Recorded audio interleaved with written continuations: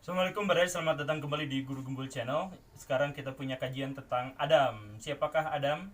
Bukan Adam suaminya Inul, yang kumisnya besar.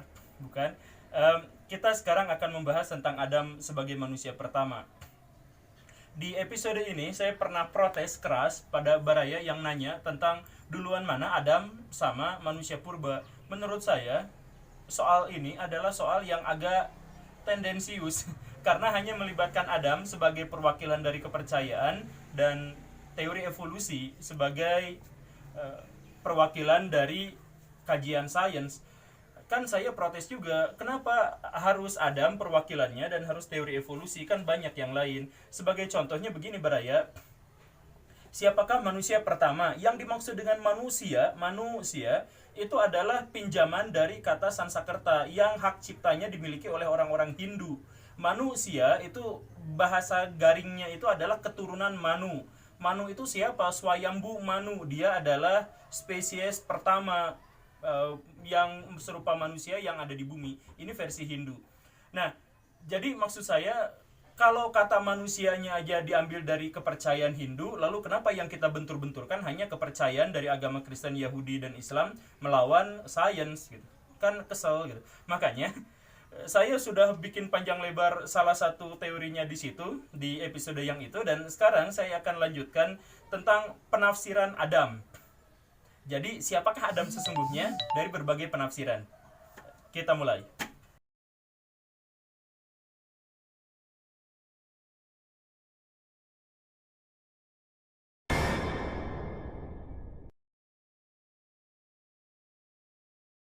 Sebagian cerita yang kita dengar dari Perjanjian Lama, Perjanjian Baru, dan Al-Quran itu diambilnya dari latar kebudayaan Mesopotamia. Termasuk juga Adam, khususnya kalau kita ambil yang Perjanjian Lama. Jadi Adam versi Perjanjian Lama itu turunnya atau dilemparnya dari Taman Eden, dan Taman Eden itu tempat pertemuan empat sungai, Gihon, Pison, Efrat, Tigris. Gihon Pisonnya tidak diketahui, mungkin sudah kering. Tetapi Efrat Tigrisnya sampai sekarang masih ada di Irak. Jadi di awal-awal pencarian orang-orang Kristen tentang di manakah Taman Eden, itu mereka memunculkan dua tempat. Yang pertama itu adalah Irak bagian selatan, Kuwait, tempat bertemunya Efrat dan Tigris. Di zaman sekarang Efrat Tigris itu tidak bersatu, dua-duanya langsung mengalir ke lautan, tetapi mungkin ribuan tahun yang lalu itu sempat bersatu dulu sebelum bermuara ke lautan. Tetapi ada juga pendapat yang menyebut Taman Eden itu justru ada di utaranya, ada di pegunungan Taurus, di Turki. Jadi pertemuan empat sungai, Efrat, Tigris, Gihon, Pison itu hulunya bukan hilirnya. Ini juga menjadi lebih kuat karena pertama, di hulu sungai Efrat dan Tigris itu, wilayahnya pegunungan dan hijau. Jadi untuk ukuran Timur Tengah, ini adalah salah satu kawasan yang paling hijau gitu. Jadi sebelah sananya gurun, sebelah sininya gurun, di sebelah selatannya gurun, di situ adalah tempat yang sangat hijau gitu.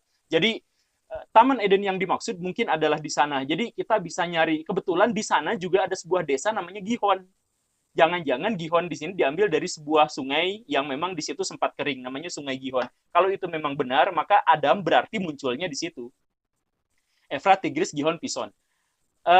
Dan uniknya lagi, beberapa suku pedalaman di wilayah itu punya sebuah praktek ritual yang unik, yaitu ketika kerabatnya meninggal, disimpan di peti mati, kemudian si kerabatnya itu kalau dia punya pasangan, si pasangannya juga dikuburkan di tempat yang sama, bersebelahan, di tengahnya dipasangin ular, dikasih bangkai ular yang udah meninggal gitu. Jadi dikuburnya bersama itu.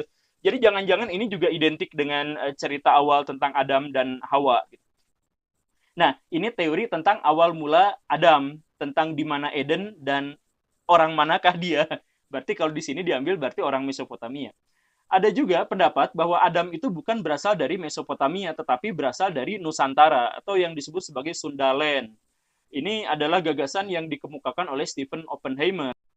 Dia berteori setelah melihat bahasa, setelah melihat DNA, setelah melihat budaya, setelah melihat folklore, dia berkesimpulan bahwa awal mula manusia itu berasal dari Nusantara yang sudah ditenggelamkan atau sudah tenggelam, yang sekarang ada di sekitar Kepulauan Natuna. Dari mana dia melihat? Dari kan Taman Eden yang digambarkan itu penuh buah-buahan, hijau, banyak sungai mengalir di sana, kemudian rimbun sekali. Kata jannah dalam Islam, dalam bahasa Arab itu artinya adalah tersembunyi. Jadi saking rimbunnya gitu.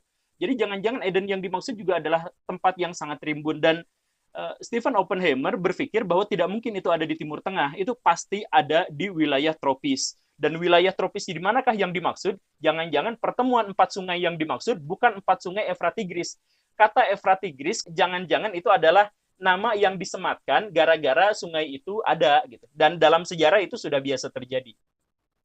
Begitu. Sama seperti Gunung Semeru di Indonesia dikasih nama Semeru, padahal itu dari India gitu. Di sana ada gunung itu, di Indonesia juga dibikin ada gunung yang namanya Gunung Semeru gitu.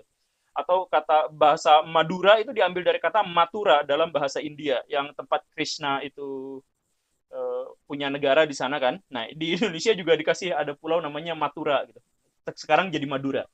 Dalam sejarah itu sudah biasa. Stephen Oppenheimer melihat bahwa dilihat dari DNA manusia modern tertua itu dari Natuna. Sehingga kalau mau disebut Adam itu dari mana, maka Oppenheimer menyebut Adam itu berasal dari Natuna. Dilihat dari tes DNA-nya. Begitu, Baraya.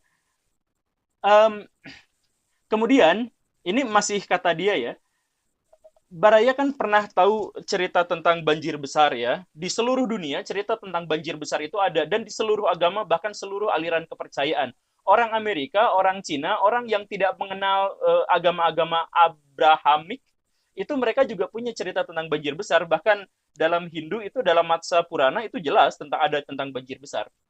Banjir besar yang dimaksud itu ada banyak versi juga, ada banyak cerita juga, tetapi salah satu versi khususnya yang dikuatkan oleh Oppenheimer menyebutkan yang dimaksud dengan banjir besar itu adalah ketika zaman es berakhir.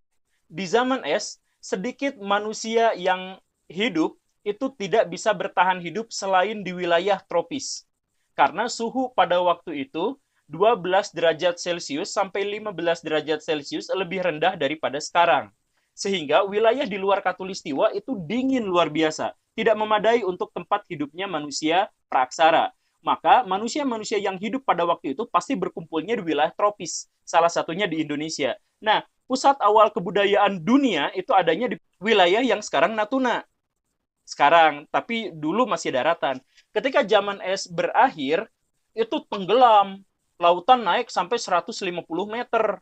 Maka si orang Natuna yang awalnya di daratan itu akhirnya ditenggelamkan. Maka cerita tentang banjir besar itu menurut Oppenheimer dimulai dari mencairnya es di kutub utara dan kutub selatan gara-gara berakhir zaman es. Kemudian orang-orang yang di situ ditenggelamkan. Sedikit orang yang berhasil selamat itu kemudian menyebar ke seluruh dunia.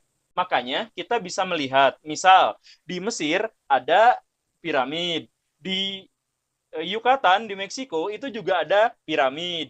Di Mesopotamia itu juga ada piramid di Irak, walaupun namanya zigurat gitu ya. Tetapi semua bangunan itu bersumber dari satu bangunan megalitik yang sama, yaitu punden berundak yang ada di Indonesia dan paling tua di Indonesia. Situs Gunung Padang adalah punden berundak terbesar dan tertua yang pernah ditemukan di dunia. 13.000 tahun usianya. Artinya, bangunan itu dibangun sebelum zaman es berakhir. Itu juga membuktikan artinya orang Indonesia sudah ada sebelum zaman es, dan ketika zaman es terjadi, orang-orang Indonesia ditenggelamkan, mereka menyebar ke seluruh dunia. Makanya kata Stephen Oppenheimer menyebut bahwa orang di seluruh dunia adalah keturunan orang Indonesia berdasarkan genetik, DNA, berdasarkan folklore, dan berdasarkan bahasa. Begitu. Jadi, kalaupun kita mau sebut Adam, maka salah satu tafsirannya itu adalah bahwa Adam itu berasal dari Nusantara. Apalagi beberapa folklore di Nusantara memang menyebut bahwa ada manusia pertama di zaman dulu namanya bla bla bla bla sepasang. Ceritanya kurang lebih sama seperti yang ada di Mesopotamia dan dalam kitab agama Islam, Kristen, dan Yahudi. Begitu. Dan di Hindu juga ada sebenarnya tentang Adam.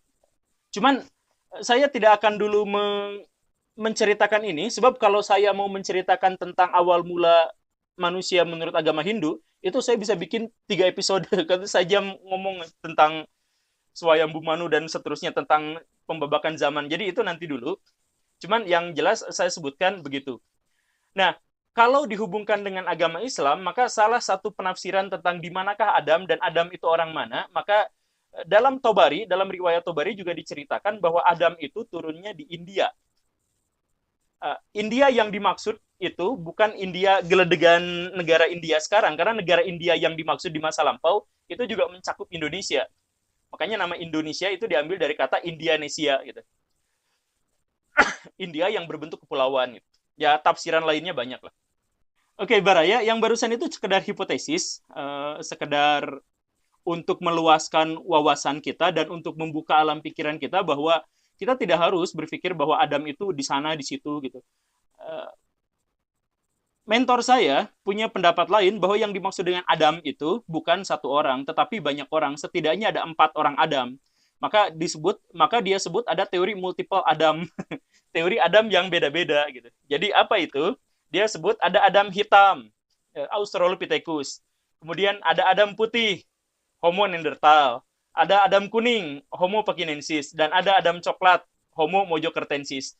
Kenapa dia ungkapkan seperti itu? Ini sebenarnya adalah turunan dari teori theistic evolution gitu. Jadi di dunia barat itu orang-orang kan bingung ada teori evolusi sama teori Adam Hawa gitu. Maka mereka hubung-hubungkan dan akhirnya muncullah sebuah teori yang namanya teori theistic evolution. Nah, di antara theistic evolution itu kan itu adalah teori yang ngarang gitu ya, yang cocokologi gitu. Muncul banyak sekali teori-teori di bawahnya, adalah salah satunya adalah teori multiple Adam gitu. Jadi misal um, ras Homo pekinensis itu ada keturunannya ketahuan secara genetik, tapi belakangnya dia berevolusi dari apa itu tidak diketahui. Maka dia disimpulkan sebagai manusia pertama di Cina. Gitu. Kemudian manusia pertama di Barat itu adalah Homo neanderthalensis, karena ke bawahnya ada, ke atasnya nggak ada. Uniknya Homo neanderthalensis itu berhubungan dengan Cro-Magnon, tapi Cro-Magnonnya punah, padahal kapasitas otaknya jauh lebih besar. Gitu. Jadi inilah Adam pertama, dan si Cro-Magnon itu dianggap sebagai penghuni bumi sebelum Adam. Gitu. Ya, cocokologi itu banyak. Sekali lagi, ini bukan gimana gitu, ini hanya untuk menambah wawasan kita dan membuat pikiran kita menjadi lebih terbuka. Orang-orang Sri Lanka yang Muslim khususnya juga punya sebuah situs di Sri Lanka, di sebuah gunung. Di situ ada jejak telapak kaki gede banget di gunung lagi. Nah, kalau dihubungkan dengan riwayat bahwa Adam itu turun di India, maka ini adalah salah satu buktinya. Ada jejak telapak kaki di situ gede sekali. Karena Adam versi Islam itu ukuran badannya besar, seukuran dinosaurus gitu. Begitu. Nah, kemudian dari Sri Lanka ke India juga ada jembatan. Jembatan itu usianya jutaan tahun, tetapi bentuknya ya kayak jembatan, dan kalau dihubung-hubungkan dengan sains, kayaknya nggak nyambung gitu. Mana ada jembatan kayak gitu. Orang India karena kepercayaannya adalah Hindu, mereka percaya bahwa jembatan itu dibuat oleh Sri Rama. Ketika Sri Rama mau nyerang ke Alengka, yang sekarang namanya Sri Lanka, jembatan itu dibuat oleh para monyet untuk menyerang, karena Rama itu tidak boleh nyebrang lautan, kan itu lautan itu air yang kotor gitu. Jadi nyebrang gitu. Nah, sedangkan versi sekte Islam di Sri Lanka menyebut jembatan itu dibuat justru dari Sri Lanka ke India oleh Adam untuk menemukan Hawa gitu. Jadi terpencil di pulau itu, kemudian dibikin jembatan dan akhirnya sampai ke India, kemudian menyebar nyari-nyari Hawa dan akhirnya ketemu di suatu tempat di Timur Tengah. Oke, Baraya, itu tentang Adam. Saya tidak akan menyimpulkan mana yang benar, mana yang salah. Semuanya itu adalah bagian dari penafsiran. Silahkan simpulkan sendiri. Dan kalau menurut Baraya tema yang kita bahas ini menarik, silahkan share, silahkan subscribe, dan tonton episode saya yang lain. Saya Guru Gembul. Assalamualaikum warahmatullahi wabarakatuh.